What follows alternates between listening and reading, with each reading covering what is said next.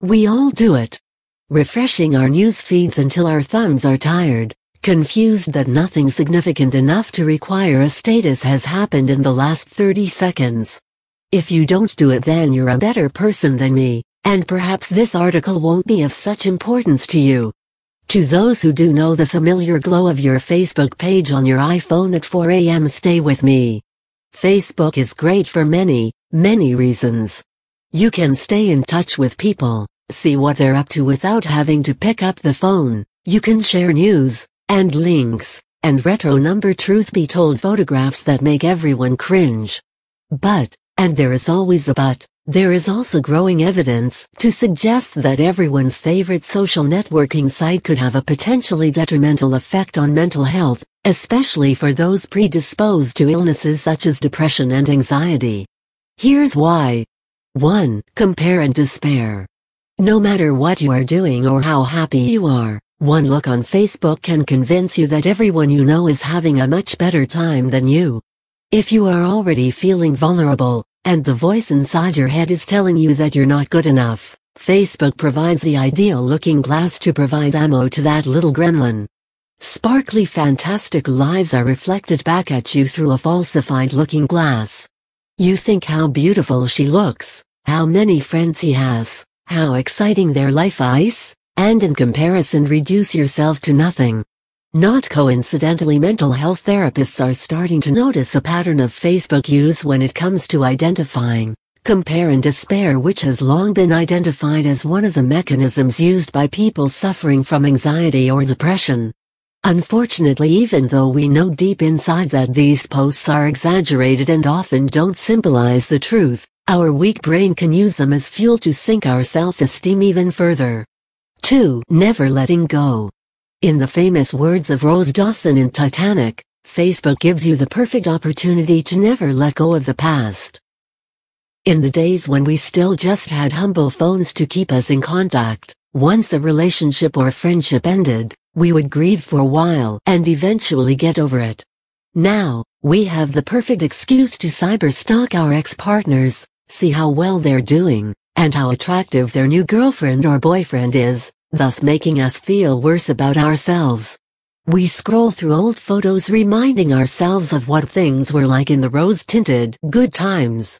Even if we attempt to go cold turkey by defriending them, they will always pop up in a friend's comments or likes, reminding you of them and making it more difficult for you to move on with your life. 3. Compulsive behavior. The introduction of smartphones paved a very easy path for compulsive behavior. On average, we check out phones 150 times a day, and I would bet that a fair few of these include checking our Facebook apps. Even when we are not on Facebook, how many people would admit to thinking about what picture they want to post, or what status to write? Without even using it, we are thinking about using it.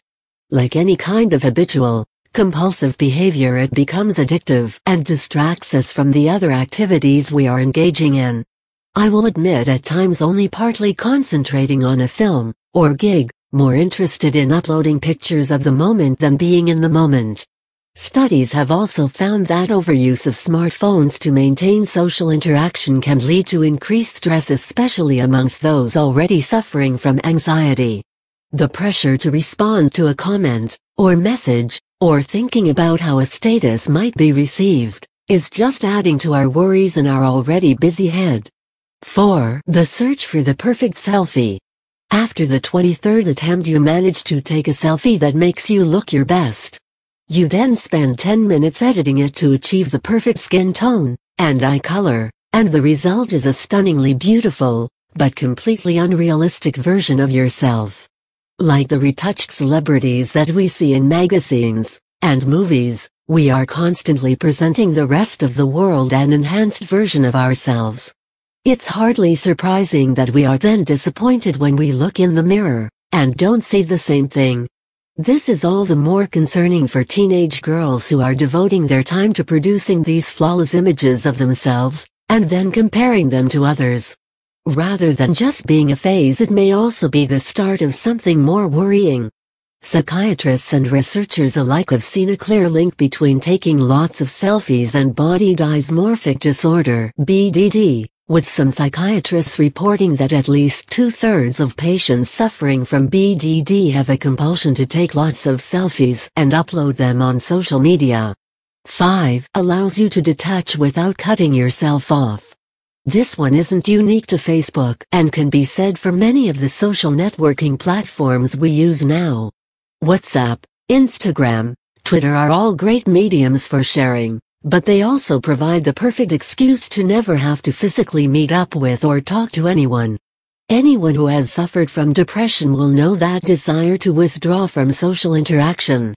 By continuing to communicate as your online self, it makes it all the easier present an "I'm doing fine" image of yourself, and prevent you getting the help that you need. 6. Longing for likes and social approval.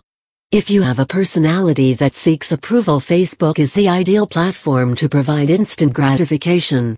Unfortunately, though, it's just a short-term solution. 72 likes on your photo may make you feel great about yourself for an hour or so, but doesn't change how you feel about yourself deep down.